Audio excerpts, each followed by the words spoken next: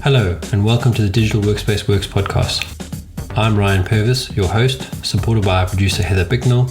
In this series, you'll hear stories and opinions from experts in the field, stories from the front lines, the problems they face and how they solved them, the areas they focused on from technology, people and processes, to the approaches they took that will help you to get to the grips with the digital workspace inner workings.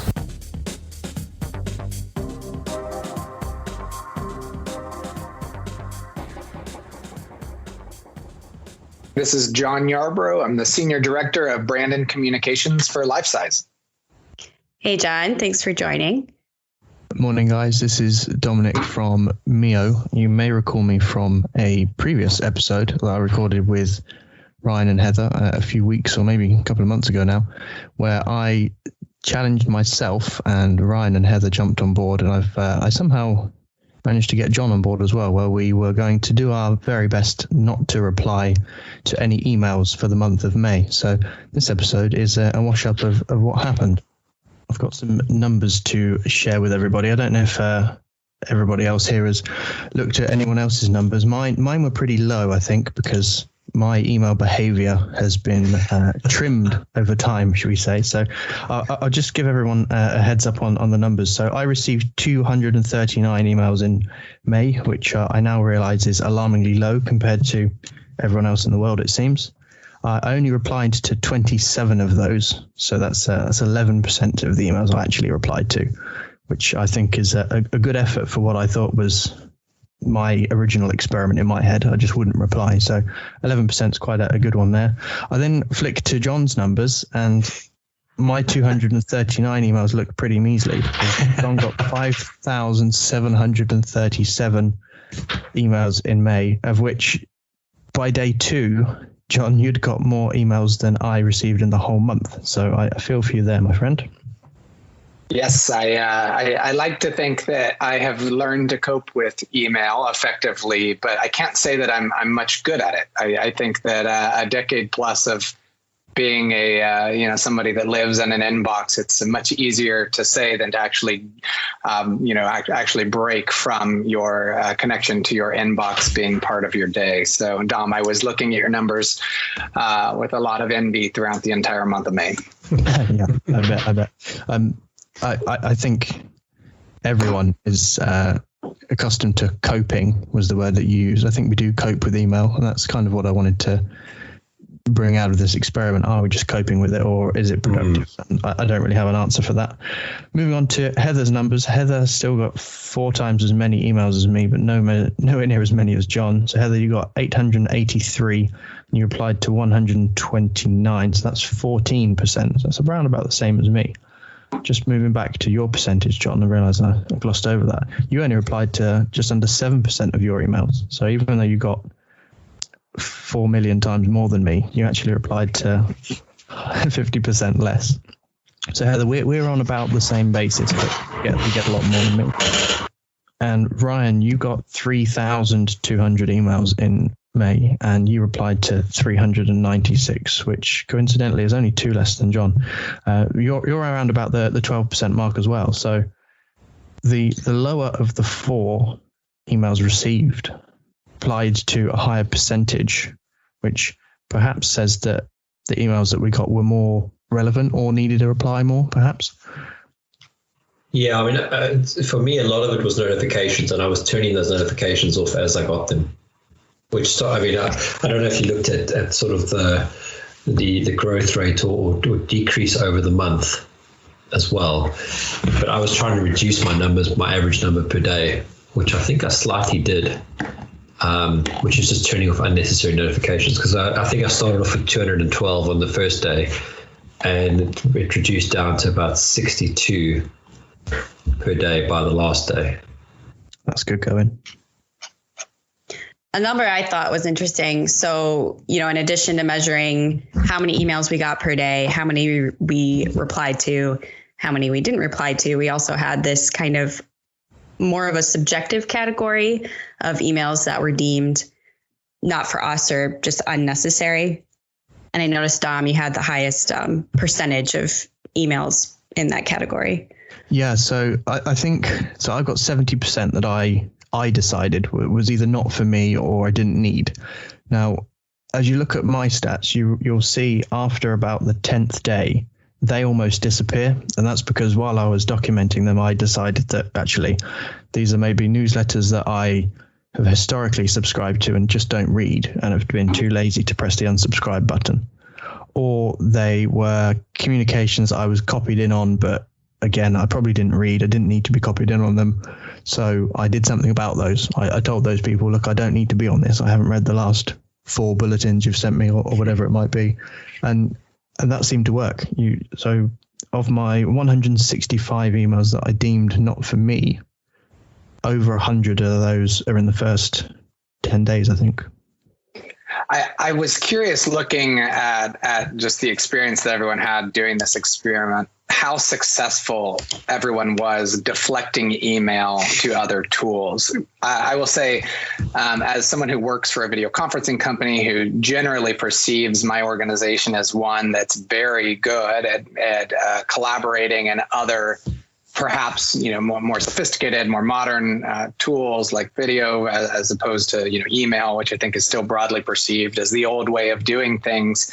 The data was, it was illustrative of that's not, in fact, necessarily true. I mean, we meet on video. If I were to have number of meeting minutes over video in our, wash up, it's very significant, and we use the medium a lot, but I'd say that for me, one of the key insights here was some things still feel like they need to be documented via an email, and sometimes it's distribution lists or the reason. Maybe it's tied to a process, like a workflow technology like Jira that our team uses a tremendous amount. But I was curious if you all felt that it was as easy as just deciding you were going to use something different than email and just night and day being able to flip that switch and have that be the process moving forward. For me, it was. And I think that was because that was kind of my secondary goal. Well, I guess it was my primary goal of this experiment. It was my thoughts were that these conversations that were happening via email were already happening somewhere else, be it in a physical meeting, a remote meeting, in Slack, in Teams, in whatever it was. My feeling was that these emails I was getting were already happening somewhere else.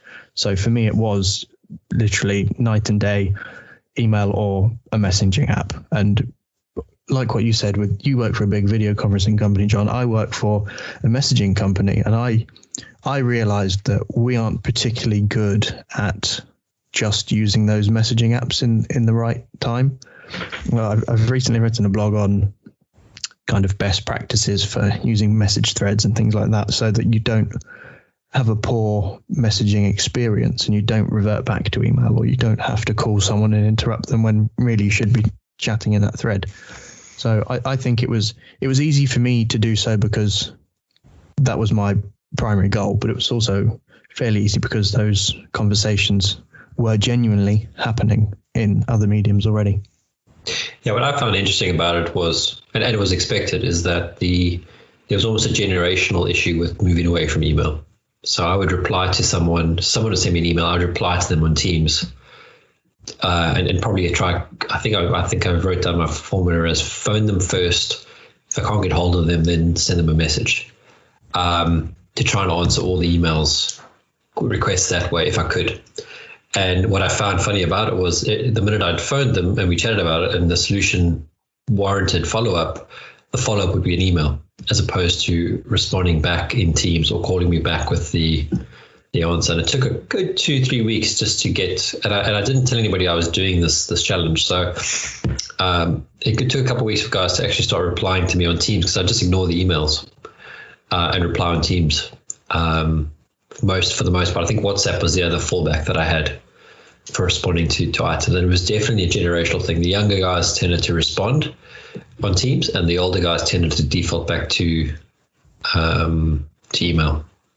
Did you find that within a Teams meeting, a video conferencing meeting, regardless of which solution we're using here, did you find that during a meeting, if anyone had to send you anything, they would email it to you, even though they're also using Teams at the same time? I recently spoke to Steve Goodman on my UC Influencers podcast, and he mentioned, we rather laughed at the incidents where someone is having a physical conversation, or I think it's a virtual conversation, an audio conversation on Teams, and someone said, hey, I'll just send you this link, which is great because then you can see it within the video call, but they've emailed that link instead of putting it in the little chat in the app you're using.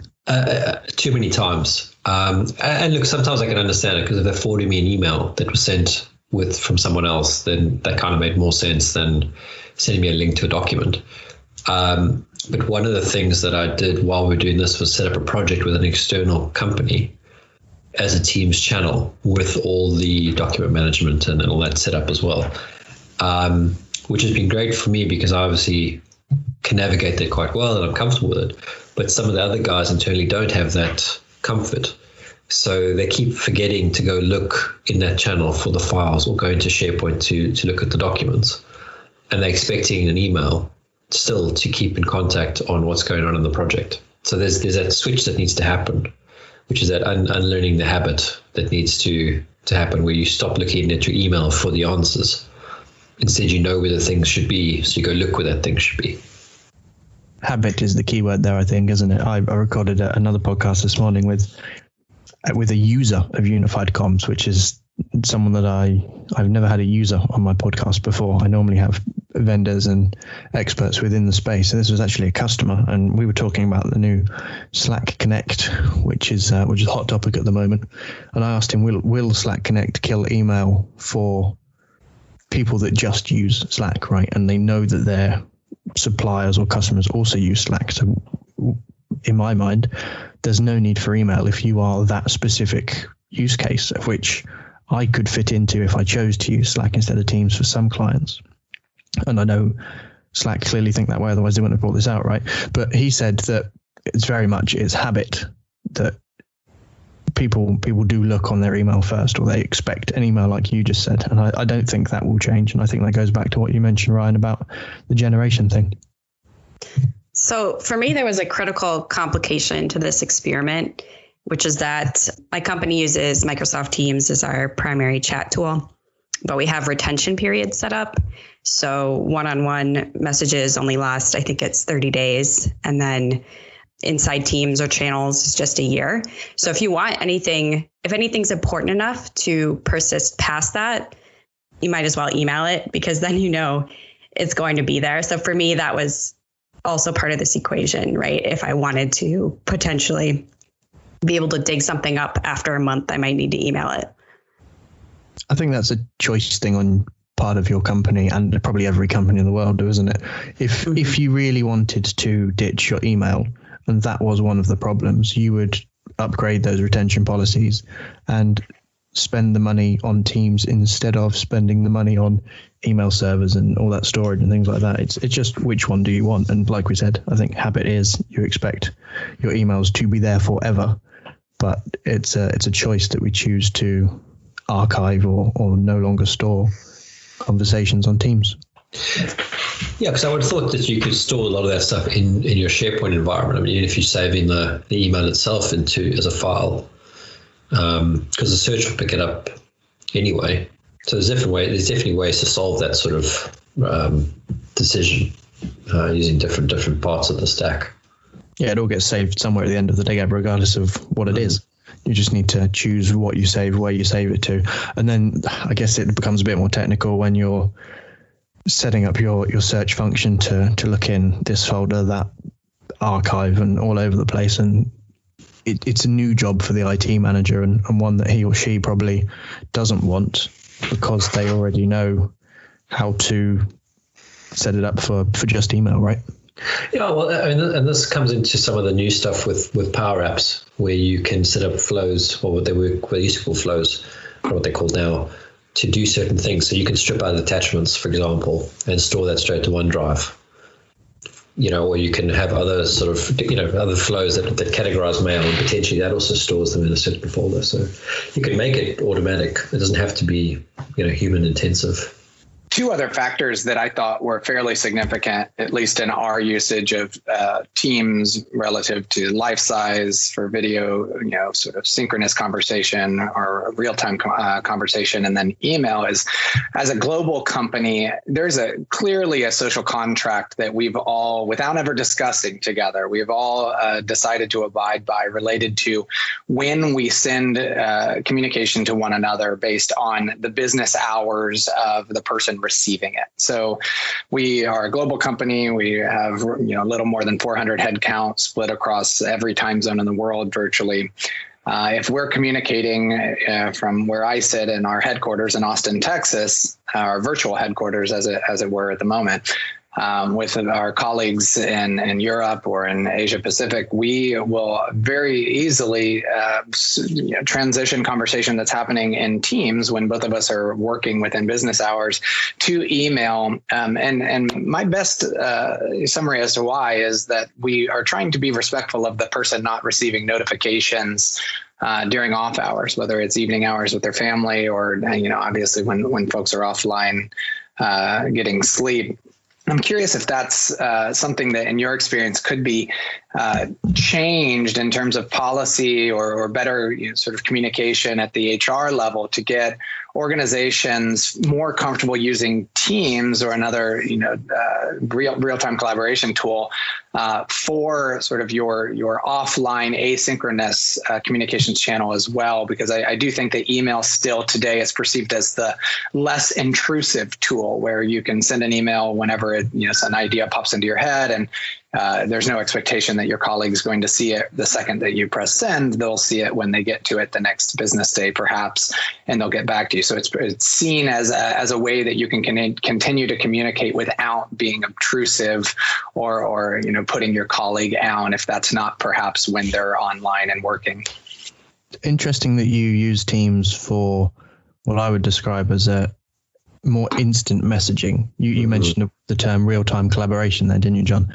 I think, yes. Does that stem from, I guess, historically, people in life size used instant messages like Skype for Business, perhaps, which you could only use synchronously for synchronous chat. Whereas with Teams is designed to extend that experience to asynchronous collaboration or asynchronous chat. So my use case for Teams and for Slack and for WebEx and for all those platforms that are out there, and I think I mentioned this last time I was on this podcast, and I certainly mention it every episode of my podcast. The collaboration tools that I use, Teams, Slack, or WebEx, depending on what day it is, they're so critical for my working day because I use them asynchronously. So all of my messages go across whatever platform it is, and I know that I'm going to come back to some notifications overnight because I'm in the UK. The majority of my team are in Texas, so there's only 2 or sometimes 3 hours where there's overlap where we're working at the same time. So because we use those tools asynchronously, which is where I think you guys aren't necessarily doing that, that's critical to, one, doing my job well and communicating well, but really it's the reason why I can work for a company in the States without adhering to the time zone that the rest of the MEO team is in, because we respect that there is that lack of overlap, so we do work asynchronously. And Dom, for you, was that always the case, or did it require a conversation with colleagues that this is the way that to establish some rules regarding how you were going to use various tools and platforms? Very good question. I think that's probably where businesses fall down. They don't ask the question, or nobody tells them, and they just carry on using Teams as they were using Skype, for example. In my case, I think I set the precedent. It was I'm only going to work until 5 o'clock UK time because I want to, right? When I first started working with MEO, I was a freelancer, so I set those terms. When I joined MEO full time, it just naturally happened. So people knew that if they messaged me at 6 p.m. local time, they weren't going to get a response. So they didn't. Why would they? Yeah.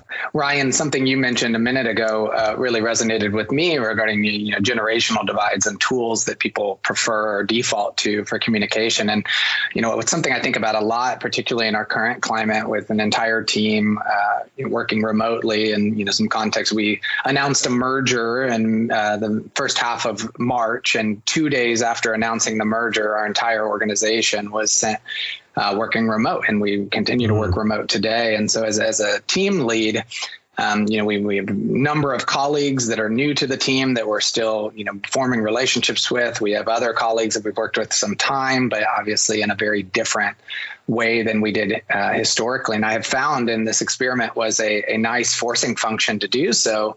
Having conversations with colleagues, even, senior leaders and executives, about what the right method of collaboration is for them has been clarifying for me. And my experience with those conversations is some people use the tool that they use just because that's the tool they've always used. And, Dom, I think it is very much, it's informed by legacy tools. So if you have Teams, but you were using Skype for Business prior, you're going to use Teams in a way that's most familiar based on how you used Skype, perhaps even, missing some opportunities to advance the way that you're leveraging the platform.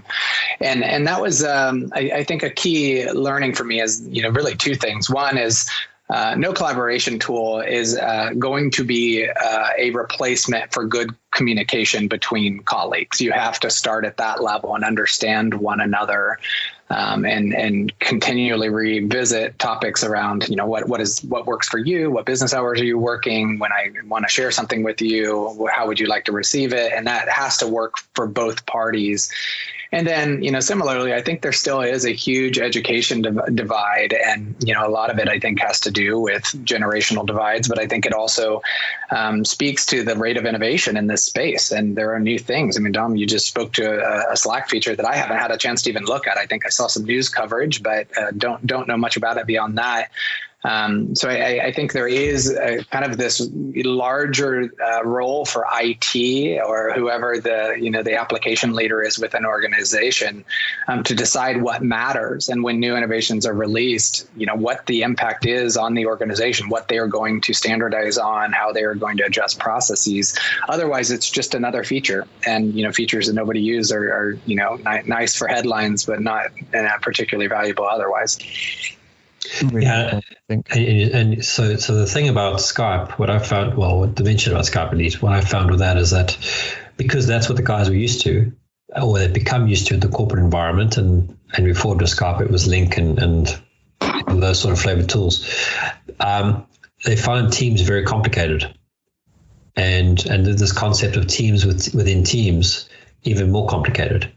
So that almost completely ends the want or need to explore it further because it already looks too complicated. Let's just stick with Skype. In fact, if we weren't forced to move off Skype, I think we would have stayed with Skype for a bit longer, just because there was a comfort level with just being able to have a conversation there and instant messaging only, not a long-winded conversation, or at least over multiple days. Whereas with some of the newer, or let's say younger members, it's, to be fair, it was comfortable to have a conversation. And we had a team in South Africa where they were 2 hours ahead of us at the time. So I'd come in or get online and have messages from sort of 5 a.m. our time, because they'd started at 7 a.m. their time. And they would have my flurry of things to handle via Teams first. And then I wouldn't even check the email because I already handled most of the stuff on Teams. Whereas, if you're in the middle of the sort of generational gap, you're dealing with some stuff via email, some stuff via instant messenger or persistent messenger. You end up with the overload of trying to get everyone to communicate, which ends up just having more and more calls because you're trying to bridge the divide in some senses.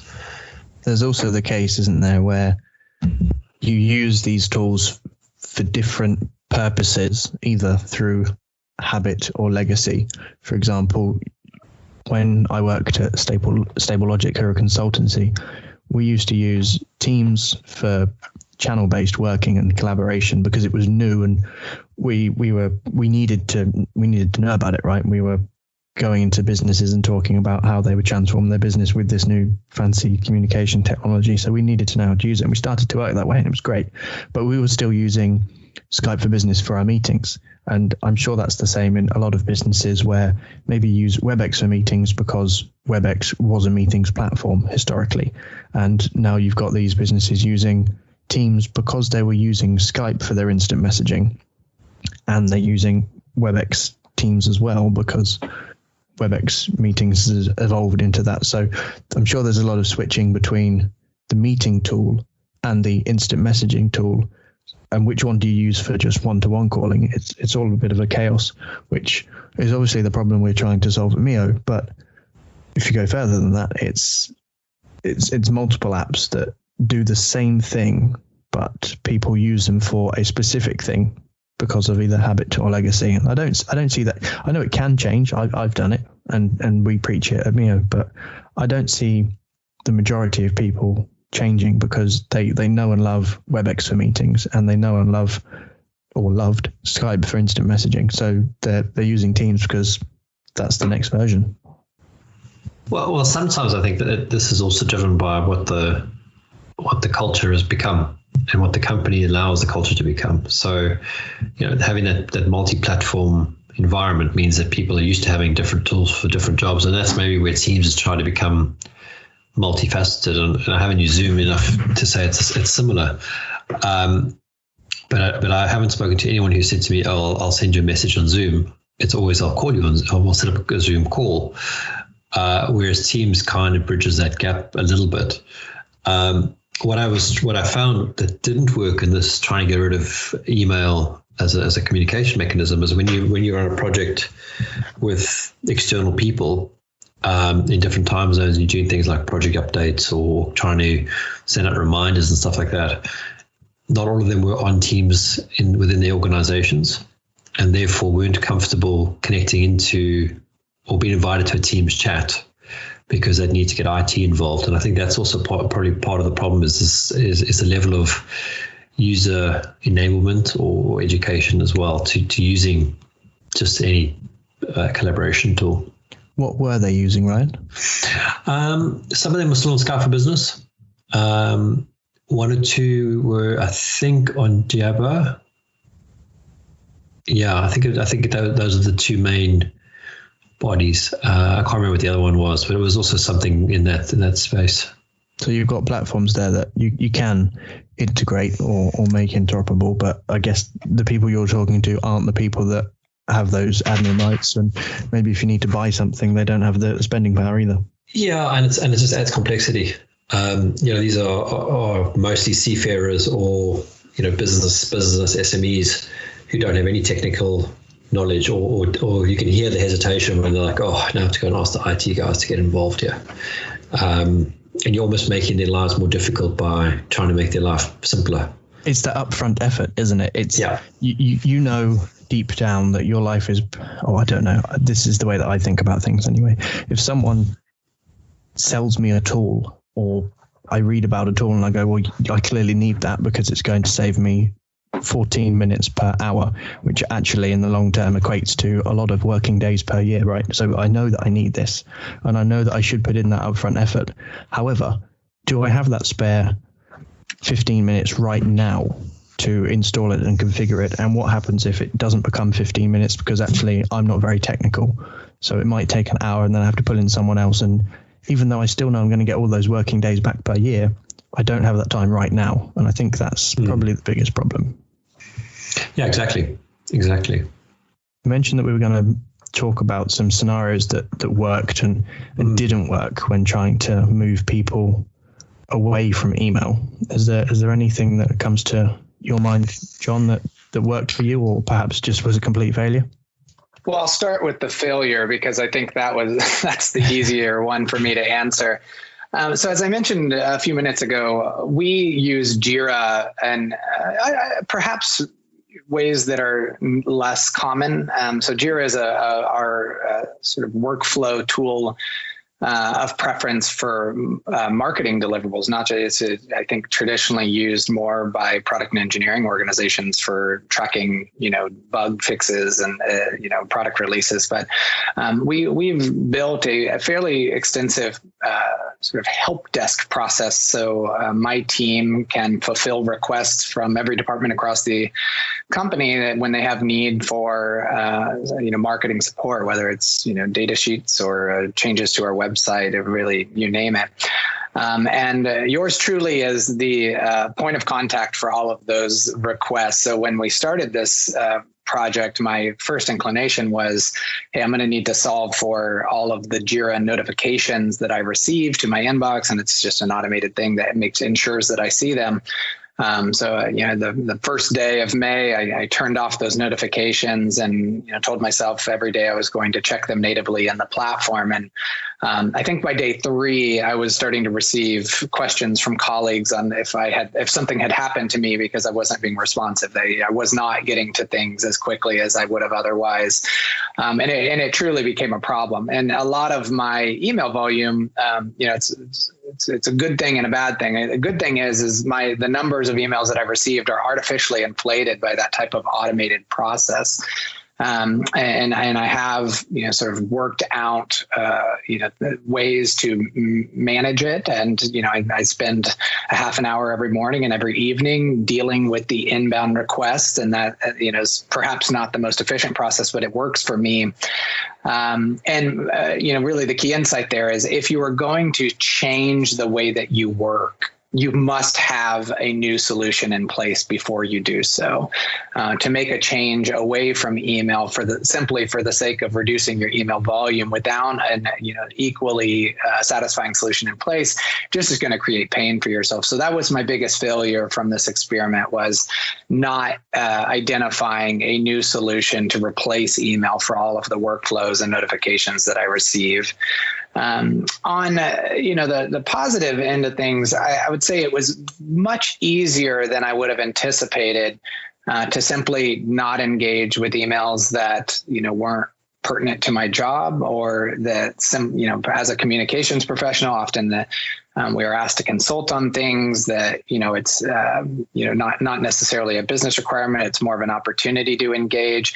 And I found that instead of jumping into email threads in the moment, we've all been on these emails where a simple question turns into a 20 email long thread. I found that I could reserve my feedback till a one-on-one over live size, or the next team stand-up, or an all-hands meeting. And it was just as effective. I didn't miss the opportunity to engage or share my point of view. I simply took it into a different format where it was more conducive to sort of exchange of ideas. And I will say that I have found that email is the least effective tool for having a conversation that is more than a quick question and response. I had a manager once tell me that by the time you're hitting reply a second time, you're better off having a conversation with that person in person, or in current climate over video.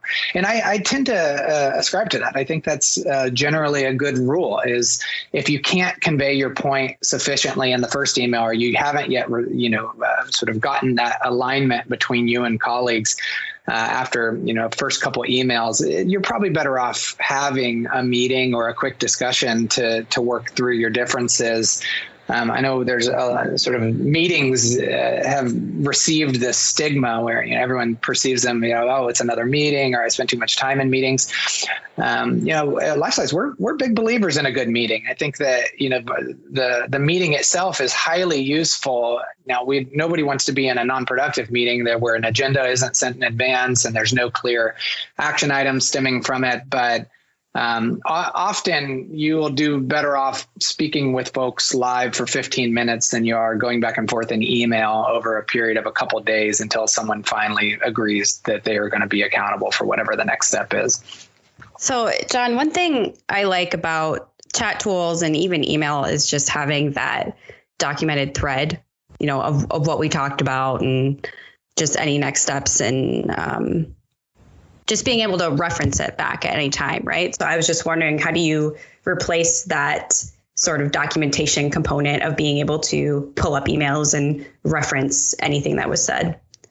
It's such a great question, Heather, and it's probably the one that I get the most. I have countless friends that are fascinated by my job and working at a video conferencing company. And the motivation for most of them and wanting to understand it is that they have a real resistance to video. I think we take for granted, even talking about Teams and Slack and, even for those of us that live on Twitter and social media all day, we're still the minority. We're still at the, sort of the tip of that spear before mainstream adoption, where everybody's using them. And, it's not something that's pervasive across every industry yet.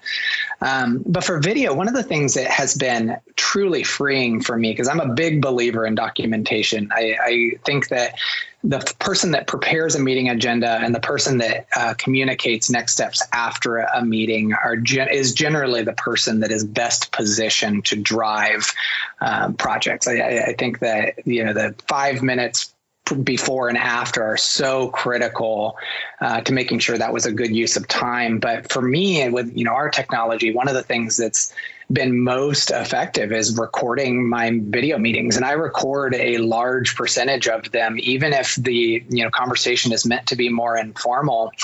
And there are two primary benefits. One is just the pure documentation and the ability to refer back to exactly what was said, exactly what was agreed to. And I found that while I type relatively quickly and I like to think that I'm an active listener, there's nothing better than an actual recording if what you care about is accuracy. And then the second piece of it is not feeling as though I'm having to split my focus between this person who is speaking and my notes application has been very freeing. And that, I will say, took a lot of repetition and sort of forcing myself to switch my normal behaviors to trust the tool was going to capture the conversation and then refer back to it versus typing it as somebody spoke and then having sort of my personal notes as my reference material following a call.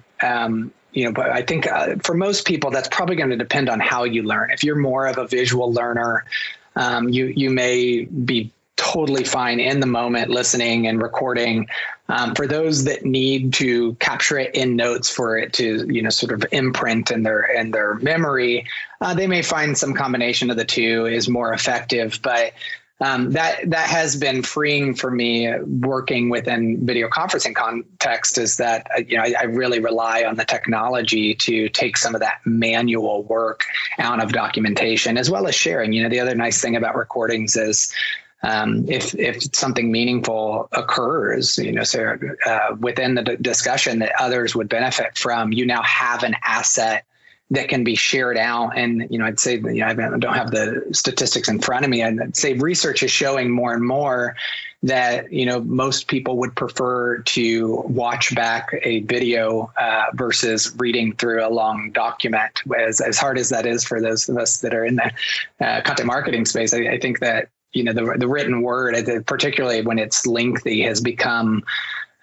something that a lot of people, they'll bookmark, but they perhaps never actually digest in its entirety. So that's another nice benefit, is having something that hopefully statistically is more likely to be consumed if you feel like it warrants sharing. Maybe I'm a little bit biased because my job effectively is writing long articles, right? So if people aren't doing that anymore, then maybe I should switch to becoming a full-time podcaster or video producer. But for me personally, I'm the opposite, John, and I know everyone is different, but I would much rather read a bulleted recap of the genuine highlights than watch back a video of a meeting I was in or a webinar that I couldn't get to or whatever it is.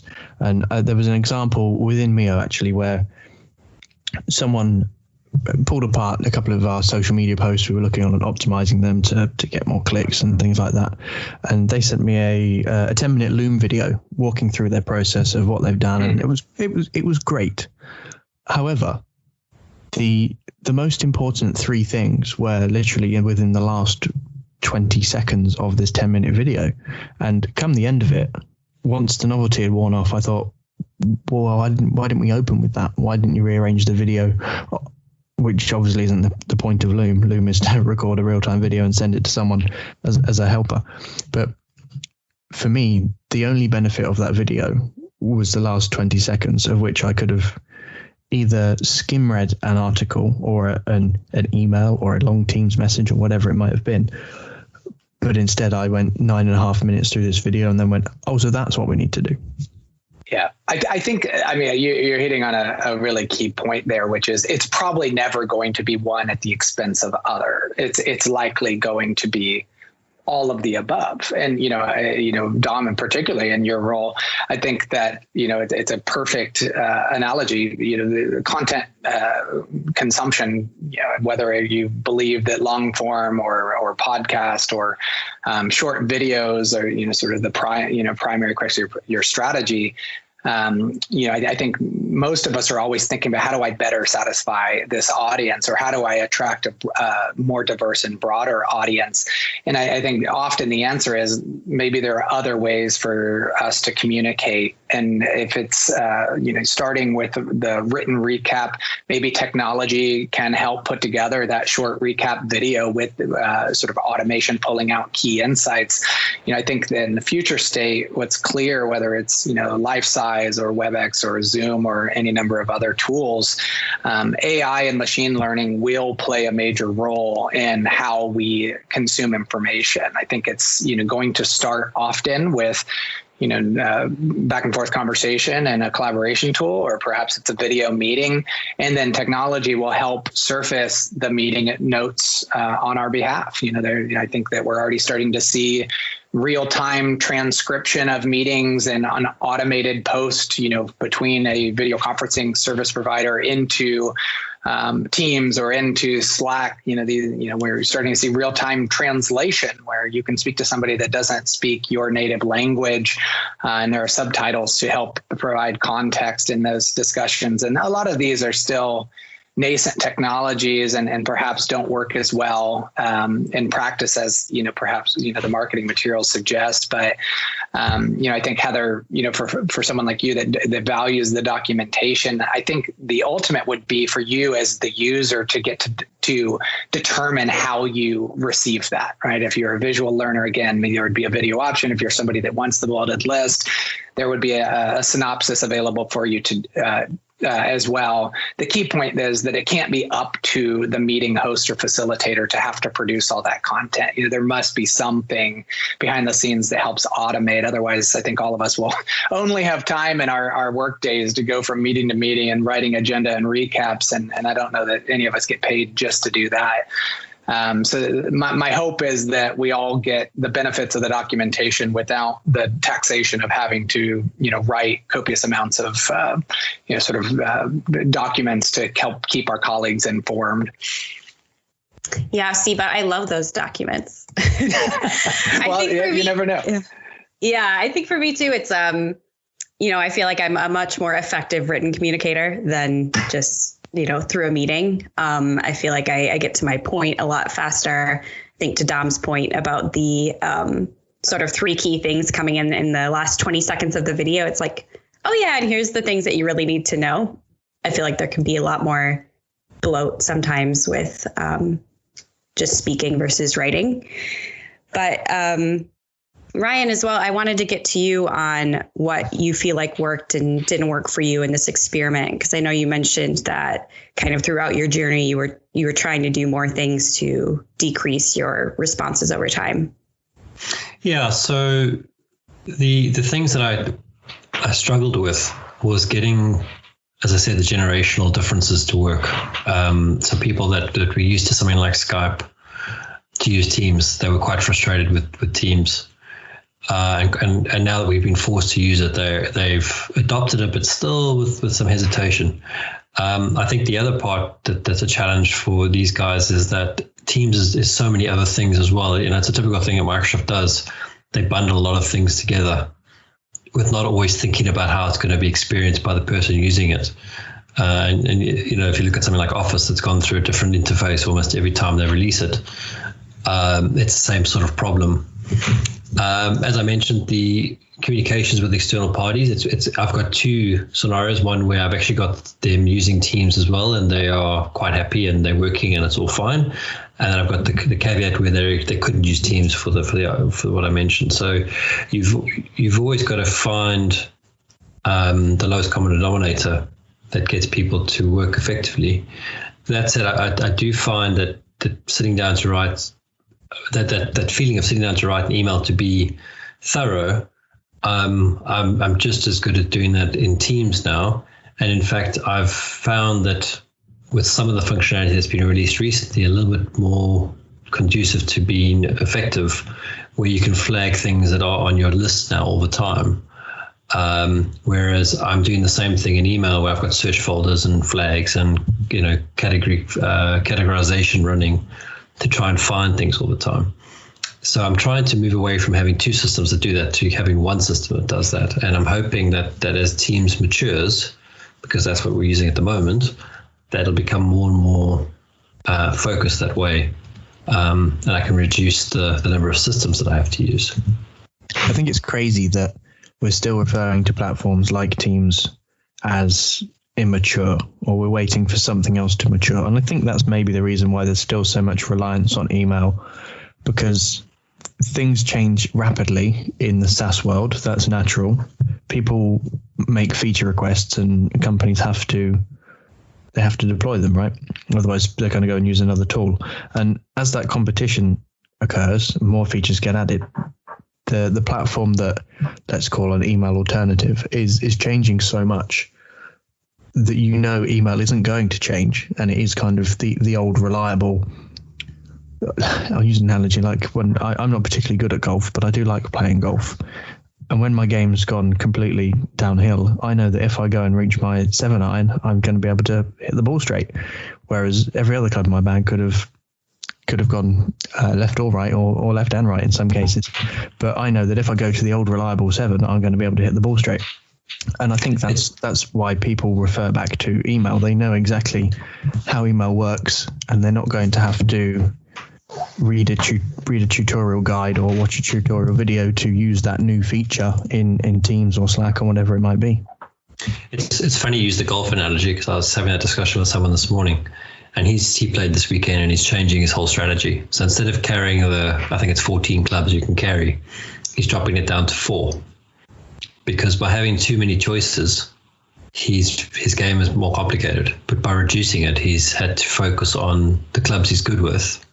And when I say he has to focus, he's found that by having less choices, his game gets better, because he knows that, for example, he's good with a 7, he's good with a hybrid, and he's got his putter and he's got his pitching wedge. And he just has to control those 4 clubs. And I think that's one of the challenges here is if you've got too many platforms in an organization or too many choices, you're going to end up going back to the ones you trust. And for a lot of people, the trust is email. That's exactly that. It's a perfect analogy almost, isn't it? Yep. Heather, was there anything for you which particularly worked or didn't work? Yeah, I think for me, I feel like my habits strangely didn't change that much from normal, which is maybe why I still had the highest response rate of any of us, even though it was, not that far off at 14%.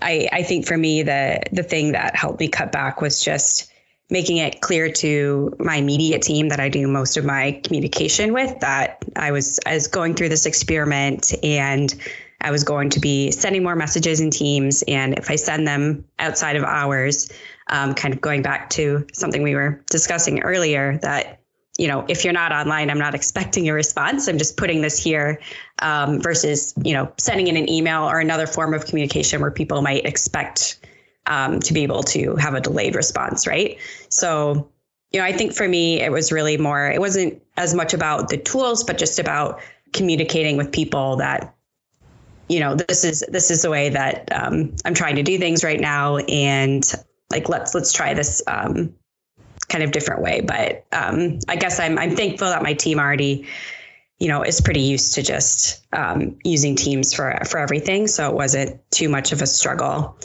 Some of the challenges I did have were just some of those persistent email threads that I I never transitioned to using Teams or another tool because I was like, okay, well, this is probably the last email in this thread, right? But then it would keep going. So I think there's at least one email I had that just continued going for the entire month of May. And I was like, well, maybe at some point I should have tried to transition that one.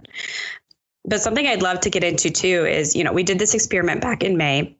We're now almost all the way through June, if you can believe it. Are there habits that, even after we're no longer inputting those email numbers, are there things that you all feel like you're still doing to decrease your email, like things that have kind of become more sustainable habits? That's something that I was asked immediately when I mentioned to someone that asked me how it was going, or I said it had finished. I dropped into a Twitter chat that I'd just done this experiment and it was great. I didn't reply to any emails and my life is wonderful now. They said, have you noticed any differences since you've stopped doing that? My response was, why would I stop doing that? It's great. I've only replied to 10% of my emails, of which I don't have many anyway, because my email behavior is pretty good. Why would I purposely change what I was doing? So if I get any emails that aren't for me, I ignore them, I delete them. If I get any emails where I don't need to respond, I will actively say, can you take me out of this? It's got nothing to do with me. You've put me on here because you thought I might need to see it, and I've made that decision that I don't. That's a conscious decision, and I think I've unsubscribed to everything else. So my May experiment will become, and for the most part probably was already, my normal way of working with email, I think. Yeah, so I'm on the same sort of page as you, Dom. I mean, there are some emails that I just unfortunately cannot avoid, because that's the preferred communication mechanism from the person sending them. But I still have my sort of first response is to call them, or to just send them a message on Teams if it's that might work better. In fact, I've gone to the point sometimes where I've copied and pasted their email and replied to the email in Teams as a way of sort of proving the point. But it's definitely a better way to go. And I do have these mornings where I sit and go through any emails I've got and go and unsubscribe to try and reduce those volumes. And if I can find that information somewhere else, then that's where I'd go. So in the case of what John was saying earlier about using, getting Jira notifications, I did set that up as a channel. We didn't use Jira at the time, we used Trello. But the same concept where every time there was a change in status, the channel updated, and I could just check there and see what was going on. Ironically, I couldn't get that to work with some of the Microsoft tools, but I think that's just time. And that's why I say it's still an evolving platform or a maturing platform, because I still feel like even though it's probably replaced Skype in the Microsoft ecosystem, I still feel like Skype had some better approaches to things, and there's some stuff that still doesn't exist, like secure recording and that sort of stuff, which I know some of the bank friends I've got are sort of complaining about. But yeah, I think it's definitely a way to go to try and reduce it's the same as you reduce your mail arriving at your house. I think it's the same with email. You've got to reduce it to the essentials.